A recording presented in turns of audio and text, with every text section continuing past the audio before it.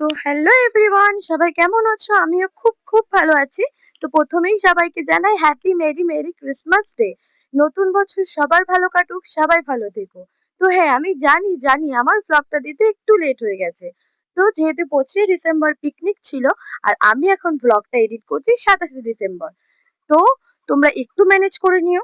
তো চলো, আমাদের যেহেতু 25 তারিখে পিকনিক ছিল, তাই আমরা চলে এসেছি হাট করতে। আমাদের এখানে হাট বসে বৃহস্পতিবার রবিবার, সপ্তাহে 2 দিন। তো যেহেতু বৃহস্পতিবার ছিল 25শে ডিসেম্বর, তাই আমরা চলে এসেছি হাট করতে। তো হ্যাঁ, আমাদের পিকনিকের মেনু কি তোমরা গেস করতে পারছো? আমাদের বাজার করা দেখে কি তোমরা গেস করতে পারছো আমরা পিকনিকের মেনু কি কি করব? তো চলো, আমাদের এদিকে সবজি বাজার প্রায় কমপ্লিট। এইবার আমরা যাব মুদিখানা বাজার করতে।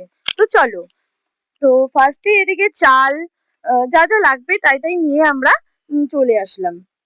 এদিকে এই যে আমরা তিনজনই গিয়েছিলাম বাজার করতে, যেহেতু আমাদের তিনজনের দায়িত্ব সবকিছু, তাই আমরা তিনজনের দায়িত্ব করে সবকিছু কেনাকাটা করে বাড়ি এসে স্নান করে খাওয়া দাওয়া করে আমরা ঠিক 4টের সময় বেরিয়ে পড়লাম মাংস কেনার উদ্দেশ্যে। যেহেতু আমরা দিনের বেলায় সবজি বাজার, দোকানের বাজার সবই কমপ্লিট করে নিয়েছিলাম, তাই এখন আমরা বিকেলে বেরিয়েছি মাংস কিনতে। তো এদিকে আমাদের মাংস কিনে নিয়ে এসে আমাদের বৌদি মাংস দিচ্ছে, যেহেতু ও একদিক থেকে বৌদি আবার একদিক থেকে বান্ধবী। তো চলো, এদিকে আমি তো রাঁধুনি, আমি বসে পড়েছি আমার জায়গায়। ওরা সবাই আমাকে পাশ থেকে হেল্প করে দিচ্ছিল। আমাদের দিনের বেলায় সবই কমপ্লিট হয়ে গেছিল, আমরা সব কাটাকুটি সব কমপ্লিট করেই রেখেছিলাম। তো এইদিকে এই যে আমার হেল্পাররা সব পাশেই বসে আছে, দেখে নাও। তো এদিকে আমি মাংসর আলুটা ভাজছিলাম। এদিকে আমার মাংসর আলুটা ভাজা অনেকটাই কমপ্লিট। এবার আমি এটাকে ভালো করে লাল লাল করে ভেজে তুলে নেব। তো এদিকে আমার আলু ভাজা তো কমপ্লিট হয়ে গেছে, তুলে নিলাম। তারপর আমি ভেজে নেব বিনসটা ভেজে নেওয়ার পরে আমি ভেজে নেব গাজর। তো তোমরা কি গেস করতে পারছো আমাদের মেনু কি কি? অবশ্যই কিন্তু কমেন্ট করে জানিও।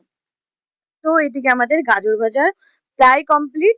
তো এদিকে আমরা মাংসটা চাপানোর জন্য জিরে, তেজপাতা সব ফোড়ন দিয়ে এদিকে মশলা দিয়ে কষিয়ে নিয়ে চিকেনটা দিয়ে ভালো করে কষিয়ে নিয়েছিলাম। আর এরা এই যে পাশে সবাই বসেছিল চিকেন কষা খাওয়ার জন্য, ওদেরকে দেওয়ার পরে এদিকে আমরা কি শুধু রান্না করব?